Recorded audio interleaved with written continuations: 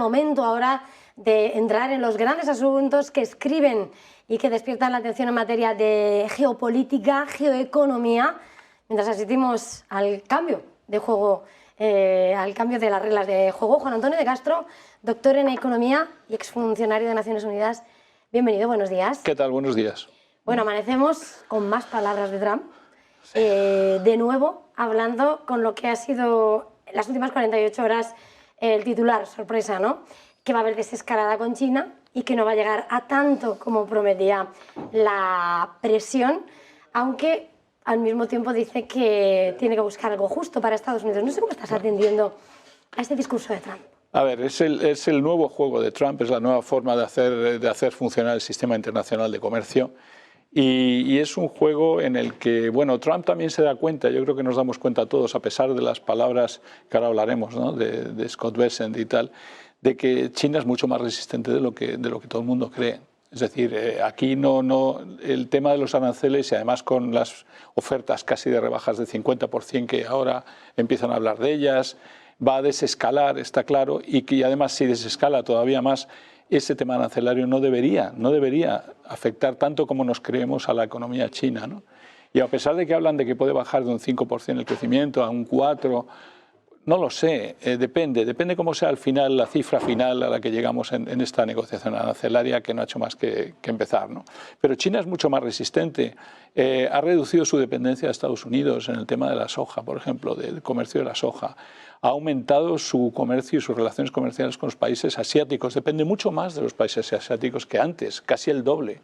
Entonces, China es mucho más fuerte, está más calladita, está más, es verdad. Y luego, además, no hay que olvidar también que aparte del impacto arancelario, tiene un sistema político mucho más autoritario, con lo cual le da mucha más fortaleza para hacer un poco lo que quiere. Mientras que los países así más occidentales, liberales, abiertos, tienen que estar siempre controlados políticamente, democráticamente, ¿no? Entonces, ahí tiene bastante más fuerza. Y entonces lo que yo creo que está intentando, sobre todo Trump y la estrategia esta en este momento, más que en esa guerra directa con China, es en romper los lazos que tienen los principales países socios de China. Me estoy refiriendo al viaje a la India y las relaciones con Putin, que parece que están solamente ligadas a la guerra de Ucrania, pero yo creo que no, que están ligadas a conversaciones muchísimo más complejas y muchísimo más ricas e intensas en muchos otros temas que no son solo la guerra de Ucrania. No nos cuentan ni la mitad, lógicamente, ni la cuarta parte, los rusos no, desde luego, y los demás tampoco, ¿no? Entonces yo creo que tampoco es tanto la guerra de Ucrania. La guerra de Ucrania le interesa terminarla a Trump, porque lo que le interesa es China, lo que le interesa es volver a ser una economía competitiva que está dejando de ser, y para eso quiere romper la alianza, las relaciones que ya están bastante mal entre India y China, las quiere terminar de zanjar y quiere reforzar, también romper la posible alianza o refuerzo que haya entre Rusia y China. Ahí se mete él de por medio, tira de estas dos grandes naciones de los BRICS y rompe, en cierto modo, mete una mina, es una cuña dentro de los BRICS. Está intentando realmente minar a los BRICS. Creo que está en ese momento. En este momento, como estabas señalando, decías, claro, China ha reducido su dependencia de Estados Unidos y decías, ¿no? Cuando hace un momento que íbamos a hablar de Bessent, era el que cuando se hacían eco algunas agencias internacionales de que era el propio Bessent que el objetivo que tenía en una estrategia era aislar a China, y China respondía, ojo, que el que busque acuerdos buenos con Estados Unidos a costa nuestra lo va a pagar, y el que también iniciaba viaje en el sudeste asiático fortaleciendo sus lazos, claro, era Xi Jinping. Claro, es que no solamente, o sea, Trump puede hablar con 70 países y amenazarles, incluso casi retorsión de decir, mira, os mantengo los aranceles si no os peleáis contra China. En el fondo está queriendo crear una especie de coalición, una muralla contra China. Pero China también lo puede hacer y lo está haciendo. Su relación con Corea y Japón, reforzada, cada vez más reforzada y dispuesta a enfrentarse a los aranceles americanos y a la amenaza que representan, también es movimiento de China. O sea, no menospreciemos a China. China hace los mismos movimientos que puede hacer Estados Unidos y tiene unas relaciones comerciales muy fuertes con todos estos socios. Japón, Corea, todos los demás dependen. Malasia decía, es que yo no me puedo poner ni de un lado ni del otro. Pues claro que no. Si es que estás metida en cadenas de valor global en las que todo se hunde si te enfadas con uno o con el otro. O sea, aquí no se puede, por mucho que Trump intente romper de esa manera las fortalezas de los BRICS o de los países asiáticos, es muy difícil de conseguir eso, tanto de uno como del otro. Entonces yo creo que al final irá apaciguándose todo. A mí lo que me choca es el tono tan arrogante en economía que ha tenido Scott Bessent, ¿no? Porque, vamos a ver, Tú no puedes a estas alturas llegar a dar lecciones a cómo tiene que moverse la economía china. Es una locura. O sea, Scott Bessent está sacando un término que no existe en la Organización Mundial del Comercio, no existe en las negociaciones comerciales, se llama rebalancear la economía, rebalance. ¿Qué rebalance? Nunca hemos hablado en la OMC, en la UNCTAD, jamás se ha hablado de rebalancear. No existe ese término en negociaciones comerciales internacionales. Tú tienes el comercio que tienes y si eres competitivo le ganas al otro o pierdes. Pero no rebalanceas como si fuera una regla de oro que exista a nivel internacional, que todos tenemos que estar iguales. Si estuviéramos iguales no habría comercio, no habría interés, no habría competitividad, no habría mano invisible, no habría mercado. El mercado implica un desbalance. Y ahora venirnos a dar lecciones de que China tiene que aprender a ser otro tipo de economía. ¿Cómo se puede decir del modelo exportador, del modelo de crecimiento a través de las exportaciones, tiene que pasar a un modelo con su consumo interno? Primero, ¿quién es él para decirle a China lo que tiene que hacer? China está pensando en su pueblo, en sus 1.000 millones o más de 1.000 millones de habitantes. Entonces, eso me parece ya una locura. El decir que es una nueva oportunidad para China, el reorientar su modelo, no sé, me parece absurdo. Es como si China viniera a decirle ahora a Estados Unidos que cambie su modelo y ¿qué pensaría Estados Unidos? O sea, creo que ahí hemos perdido un poquito ya no el respeto, pero incluso el respeto a los conceptos y a la esencia misma de lo que son las reglas en el comercio internacional. Aquí no se da lecciones de nada, aquí se juega. Y esto es un mercado. Y si creemos en el mercado y somos tan liberales y nos metemos con el autoritarismo chino, lo que tenemos que hacer es respetar el mercado, ¿no? Y ahora resulta que China está saliendo como el gran defensor de la legalidad internacional, igual que le pasa a Rusia, de la legalidad internacional, cuando los demás, que se suponía que eran los legales, están empezando a jugar a ser ilegales, ¿no? Estamos ahí con un problema.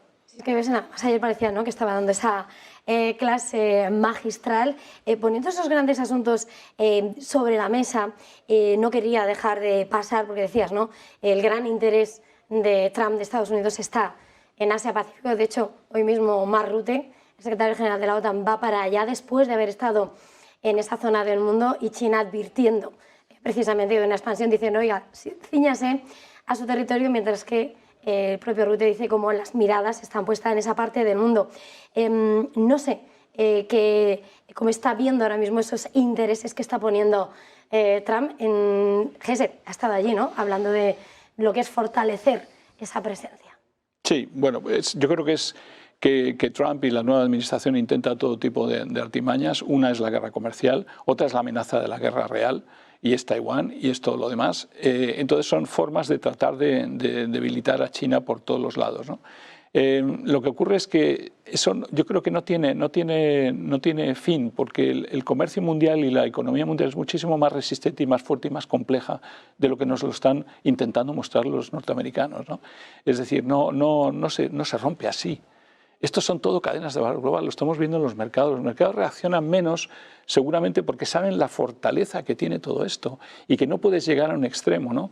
El propio Starmer dice, no podemos seguir con este tipo de aranceles, esos niveles arancelarios no se pueden casi ni aceptar, ¿no? No son aceptables. Pues claro que no lo son.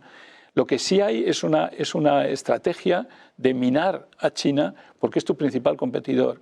Esto es una batalla bilateral. Y a Estados Unidos, como digo, no le importa tanto Ucrania, no le importa tanto otros temas como solamente ese, ¿no? Entonces yo creo que sí, que van a seguir con Rutte, con la OTAN, adornándolo también con amenazas militares que son mucho menos posibles seguramente que las comerciales, y las comerciales también aminorándolas poco a poco, porque el sistema mundial no resiste aranceles del 240 o del 145, porque la economía mundial se hundiría. Entonces yo creo que están en ese juego extraño, ¿no? Y mientras los europeos pues viéndolas venir, ¿no? Que ese es yo creo que es el principal tema. Un personaje trágico en esta historia. Y por terminar, Juan Antonio, no querría dejar de mirar precisamente a esa Europa que está mirando, ya no es en las negociaciones comerciales, sino en ese conflicto, en esa guerra que se juega en territorio europeo, que negocia Estados Unidos con Rusia, y que querían una cita, si Meloni, que es la que se lleva bien con Trump, lo consigue en Roma, coincidiendo, ¿no?, con lo que son los funerales del Papa, donde va a asistir Donald Trump. No sé, en medio de lo que está siendo el discurso, nuevo choque con Kiev, por lo que considera Estados Unidos que hay que ceder territorialmente, las exigencias que pueden ser de Putin, ¿qué espera si realmente se consigue esa cumbre? ¿Hay posibilidad de... porque intención europea hay, pero ánimo por parte de Trump. Hombre, esa posible cumbre es una esperanza, porque la ruptura de la reunión que estaba prevista, en la que iba a estar Zelensky, iba a estar Inglaterra, Francia, Alemania y Estados Unidos, y en la que Rubio ha decidido no acudir. ¿Por qué? Por la negativa de Zelensky, precisamente, de negarse a aceptar la Crimea rusa. Pues esta es una reunión alternativa, ¿no? Yo lo que veo dos escenarios en este momento, en este tema del conflicto de Rusia con Ucrania. El primero es un poco el trending, ¿no? el escenario de continuidad. El de continuidad es que al quedarse Zelensky sin el apoyo de Estados Unidos, si sigue tan empeñado en el tema de Crimea, esto va a seguir en una guerra cada vez más intensa y en la que no pueden más que ganar Putin terreno e incluso ganar terreno físico. O sea que esto podría ampliarse todavía más y ampliarse más la guerra. Ese es el peor escenario, es el escenario en el que Zelensky no se pliega. Pero también hay que pensar por qué no se pliega Zelensky, porque seguramente no se pliega porque piensa que tiene el apoyo de alguien. Y ese es el miedo que a mí me da, porque si de verdad está pensando en un apoyo de Starmer, o en el apoyo de Macron, un apoyo europeo, con soldados en el terreno, que no se les ocurra, ese es el final, eso sí que es el final. Es decir, si Zelensky está no cediendo porque piensa que tiene ese apoyo, vamos por muy mal camino, es un camino muy peligroso y en ese Rusia no va a ceder. Rusia tiene ganada la guerra, en este momento Rusia tiene ganada la guerra, Europa sola no puede enfrentarse a Rusia y Estados Unidos está amenazando con abandonar, ya va la segunda vez que amenaza yéndose a Rubio y no yendo a la reunión. No sé si habrá más amenazas o si ya será definitiva, pero abandonando así Europa, el tema de Ucrania se enquista. Y si se enquista, lo gana Rusia y además lo gana con muchísima ventaja. Y eso no puede más que estropear las cosas. Y el otro escenario es el de tratar de abrir negociaciones que Zelensky ceda porque no tiene otra. Bueno, Zelensky también hay que pensar que si no cede, también se puede ver enfrentado internamente a revoluciones dentro de su propio país, a sublevaciones e incluso a golpes de Estado de generales o demás que no estén muy de acuerdo con el tema de las cosas. Lo que pasa es que ahí todavía podrían empeorar más las cosas. Pero Zelensky tendría que, realmente los europeos tenemos una labor en este momento de tranquilizar a Zelensky. Pero el problema es que no veo a Starmer muy lanzado a tranquilizar, sino más bien a poner nervioso. Entonces no lo sé muy bien, pero me da la sensación de que la única esperanza es que Europa calme a Zelensky y que lleguemos a una negociación lo antes posible. Si Europa se pone en la línea de Zelensky, vamos hacia un camino penoso. Me da la sensación. Pues Juan Antonio de Castro, ha sido un verdadero placer una vez más. Muchísimas gracias por estar en Negocios Televisión. Buen día, buen negocio. Para mí también, buen día.